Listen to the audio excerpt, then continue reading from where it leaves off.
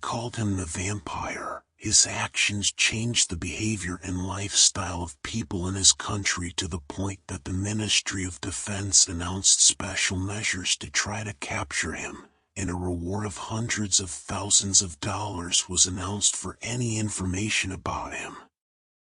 If you are interested in mystery and horror stories and want to hear the details of the story, like this video and subscribe to the channel to receive more stories and videos. Starting in 1964, a series of horrific murders began to occur in my counties of Dąbrowa Basin and Upper Silesia in Poland. And there was one thing that united all the people who were attacked and brutally killed in this series of crimes. They were all women. The notorious unknown killer was known as the Vampire of Zagłębie. And throughout the period in which the killer was at large, the streets in all the nearby areas were flooded with terror. The killer we will talk about today is Zdzisław Marczewski, a Polish serial killer, and this is the story of his horrific reign that lasted 6 years, from 1964 to 1970. Many have heard of the Vampire of Zagłębie, a terrifying figure who left a trail of fear and death in his wake. While his crimes and reputation are well known, the man behind the monster remains shrouded in mystery. Today, we'll embark on a journey to uncover the life and past of this infamous individual. Born on October 8, 1927, Zygmunt Marczewski, as he was known, came from a humble background in the town of Dąbrowa Górnicza, southern Poland.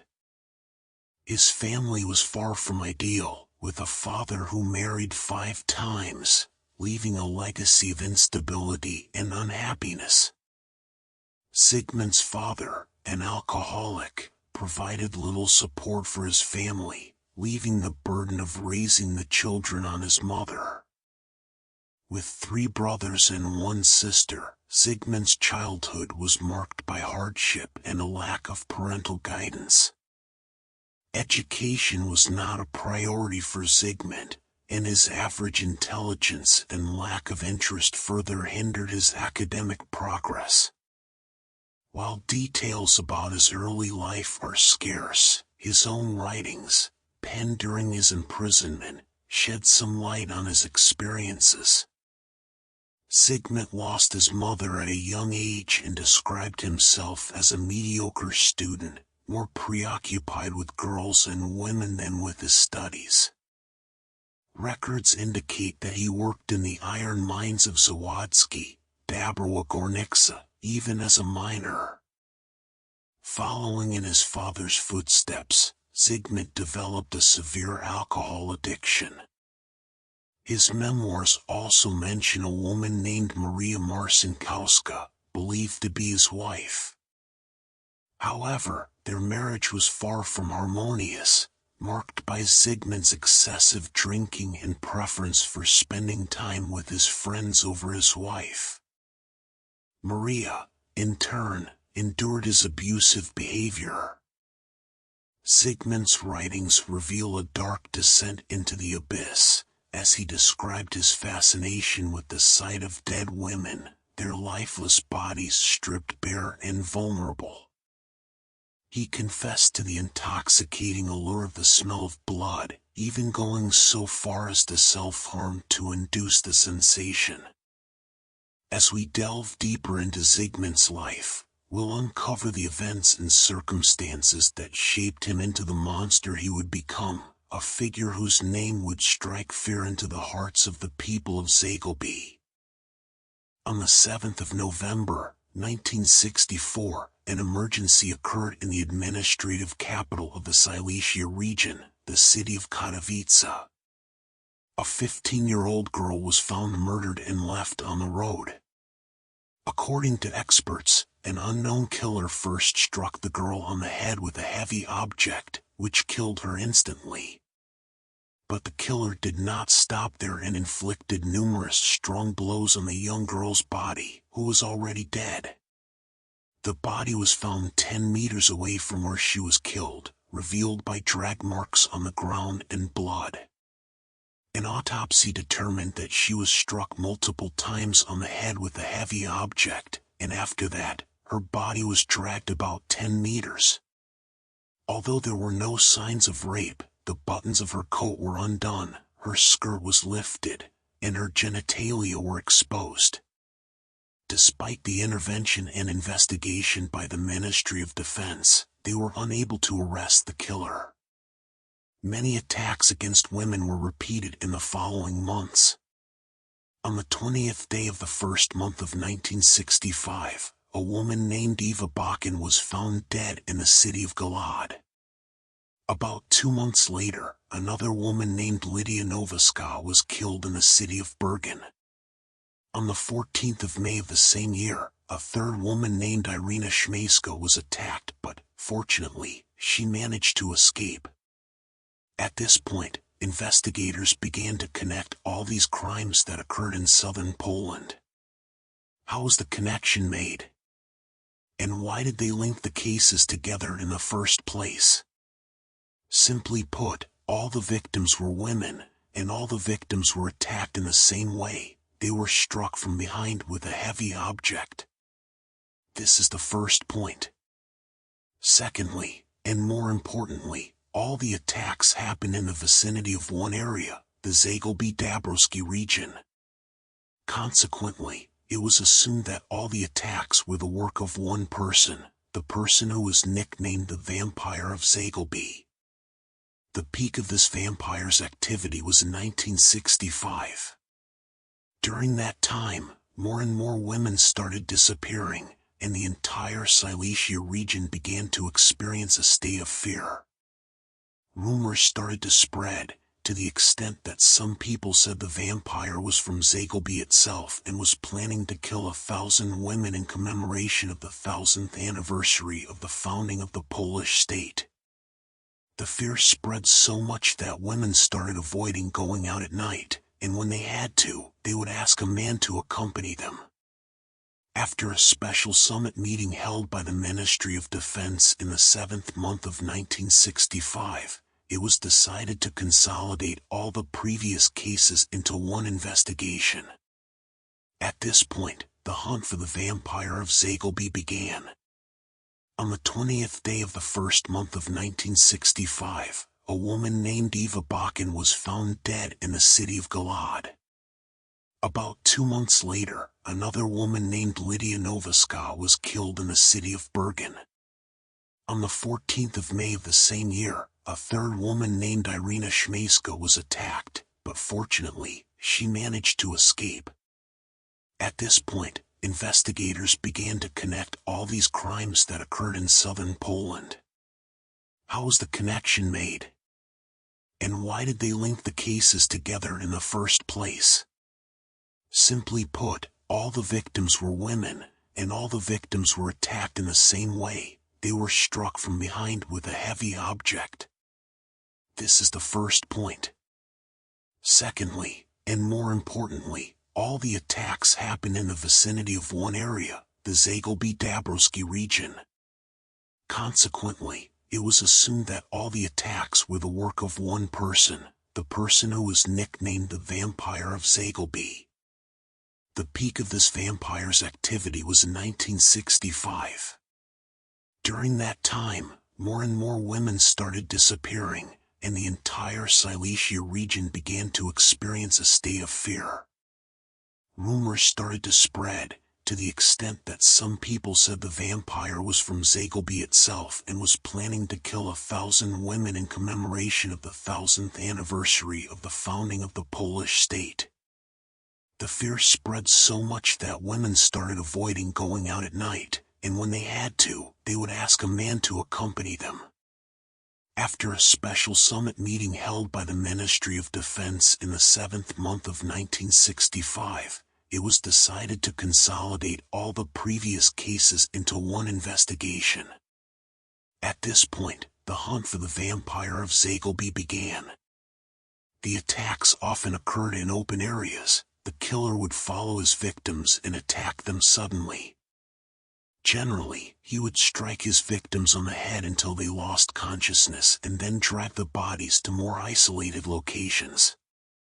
Most of the vampire's victims were found with their legs spread apart.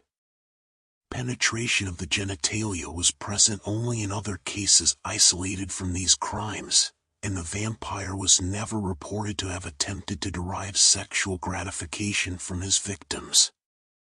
The perpetrator's modus operandi also included searching through his victims' bags and scattering their contents, often stealing some items.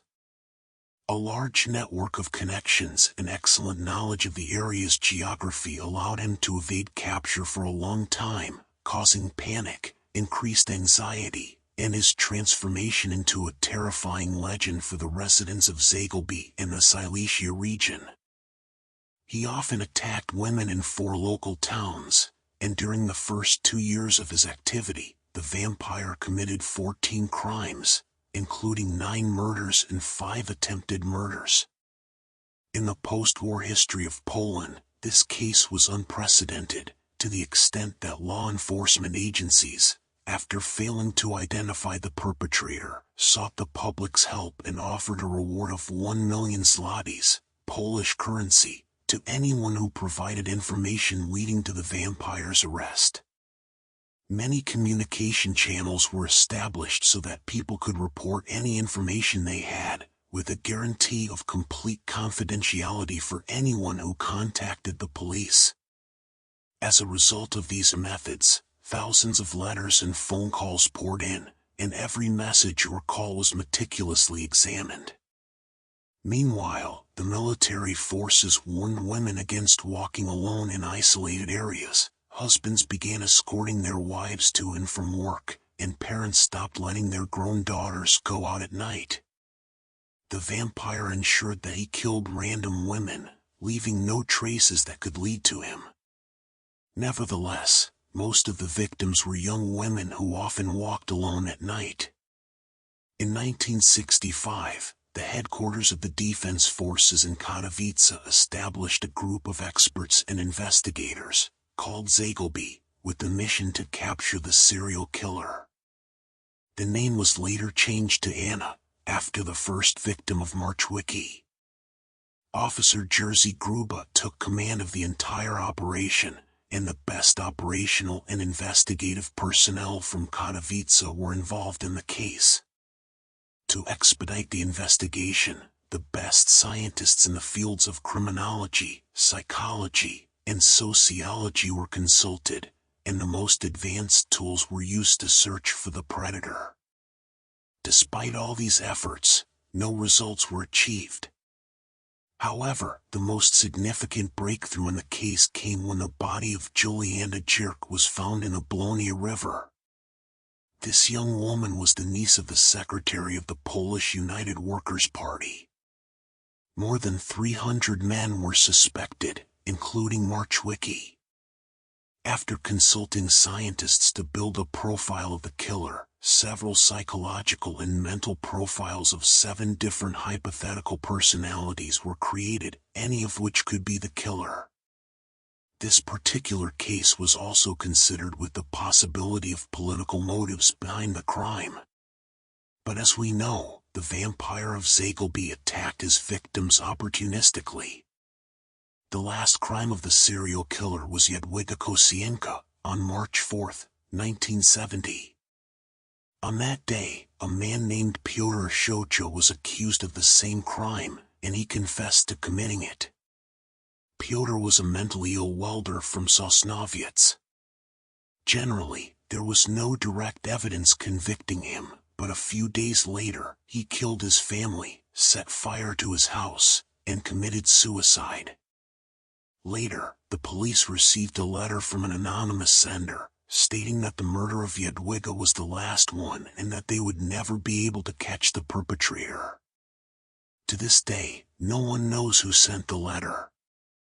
In July 1970, the police team Anna identified 483 psychological and mental profiles, concluding that the killer must possess one of them based on information analyzed from previous cases. As a result, a group of people, totaling 267 suspects, was identified, and Marchwicki was one of them. Marchwicki was initially arrested after his wife filed a complaint of abuse against her and their children in 1972. At the time, 45-year-old Marchwicki had previously been punished for insulting military officers by a decision issued by the authorities in Silesia. It was later revealed that he was known for his alcohol addiction in his place of residence and was frequently detained and punished by the judiciary. 3 days after his arrest on January 9, 1972, a large picture of Marchwicki appeared on the front pages of all newspapers in Zagłębie and Silesia, with information stating, "The person accused of committing a series of brutal crimes has been arrested." After 2 years of investigations, specifically in September 1974, the trial of the Vampire of Zagłębie began. Due to the enormous interest in the case, it was announced that the sessions would be held at the Zinc Factory Club in Silesia, in the city of Katowice, in a hall that seats 800 people, which was fully booked. A few months later, the authorities arrested 2 of Marchwicki's brothers, Henryk in January. Shortly after, another accomplice in the last crime, Józef Klimczak, was arrested.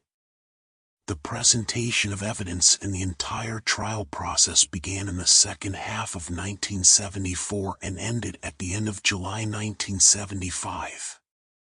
By the end, the court in Katowice ruled that Marchwicki would be sentenced to death for killing 14 women and attempting to kill 6 others.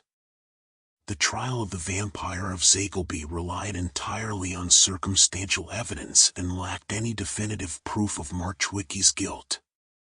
At the beginning of the trial, the defendant retracted his initial confessions in which he had admitted guilt and suddenly denied responsibility. The investigators noted that the defendant exhibited strange behavior during their interrogations. For instance, when they asked him to sign his confessions, he wrote at the end of the page, "All this is a lie," and at one point, he took the confession paper and tried to swallow it. Thus, during the vampire's trial, no direct evidence was presented to prove the defendant's involvement. The investigations lasted 2 years, and the case file reached a size of 166 volumes. In the end, Marchwicki was accused of 14 murders and 7 attempted murders. The prosecutors justified their decision based on the defendant's history, which included beating and abusing his family members, disrespecting police officers, and numerous other offenses. Among other things, the court relied on testimonies from individuals who could have been Marchwicki's victims and identified him as their attacker. Additionally, Zdzislaw was incriminated by his own wife's testimony, who portrayed him as a sadist who hurt her and their children and was a troublemaker. However, later on, she changed her statements and admitted that she was the one who started the fights with her husband and had hit him. Jan Marchwicki was found guilty of killing the last woman and was sentenced to death, despite being in training to become a priest. Henryk Marchwicki, on the other hand, was sentenced to 25 years in prison and died in unclear circumstances in 1998 while serving his sentence, falling down the stairs and breaking his back. At the end of the trial, Zdzislaw Marchwicki appeared resigned, and his final words during the trial were, when asked what he wanted to say to the court, "I want to go to the place I need to go to."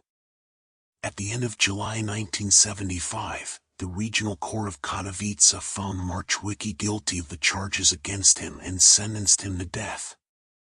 His brother Jan received the same punishment for instigating the murder of Jadwiga Kosinska. Henryk Marchwicki was sentenced to 25 years for his role in the murder, and the other accomplices were sentenced to 4 to 5 years in prison. On April 26, 1977, the death sentence was carried out against the brothers in a garage at the police department in Katowice. Before he died, Marczewski screamed that he was innocent. The expert examination of all the evidence and of Marczewski himself yielded negative results and did not prove anything. However, as some people closely associated with the case confirmed, they told the journalist that those in charge of the investigation were trying to close the case as quickly as possible. The security forces needed a success to showcase, and it was said that the authorities in Katowice significantly influenced the acceleration of the investigation. One of the prosecutors who was involved in the investigations for 5 years before resigning said, "When Marczewski was arrested, there were no questions, and they did not try to look for any other possible suspects." The same person, 20 years later, spoke about Marczewski's execution, calling it a murder in the name of the law. This is the story, the horrifying case of the Polish serial killer who mercilessly killed 14 women and injured several others. The investigation into his case lasted 2 full years, and the case file reached a size of 166 volumes. Zdzisław's sister, Helena, was accused of selling the belongings of the victims that her brother brought to her. For years, Zdzisław was the reason women in southern Poland lived in fear of being killed by this monster. However, we are left with one question: was the real serial killer truly arrested?